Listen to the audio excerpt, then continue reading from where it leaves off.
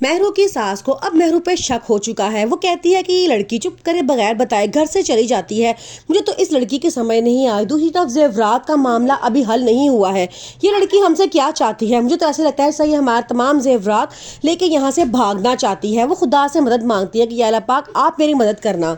महरू ज़ारा की खुशियों से जलती होती है। जब वो देखती है कि ज़ारा अपने घर में ऐश की ज़िंदगी गुजार रही है तो उसे बड़ा गुस्सा आता है।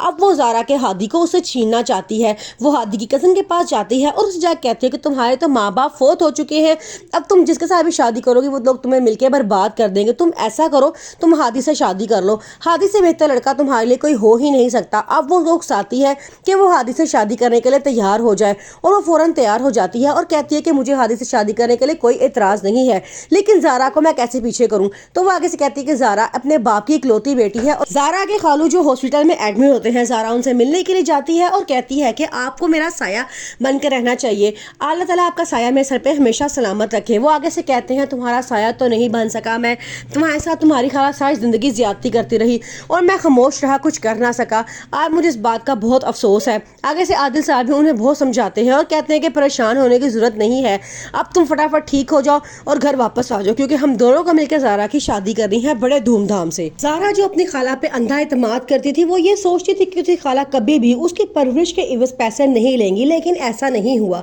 उसकी खाला ने पैसे ले लिए। ज़ारा रोती हुई उस घर से निकल जाती है। वो कहती है कि मैं इस घर में आ तो गई हूँ, लेकिन यहाँ मुझे हर कोई अपना अपना भी अब पराया सा लगता है, क्योंकि मेरी खाला जिस पे मैंने इतना इतबार किया था वो बदल चुकी हैं, तो हर कोई बदल सकता है। हादी उसे बहुत हौसला देता है और कहता है कि अब तुमने ज़िंदगी में पहली बार सही फैसला किया है।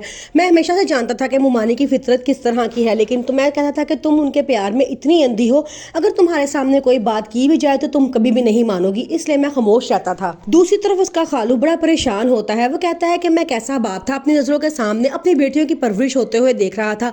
आज मेरी दोनों बेटियां उजड़ चुकी हैं और मैं बड़ा परेशान हूँ। मुझ जैसे इंसान को जिंदा रहने का कोई हक ही नहीं है।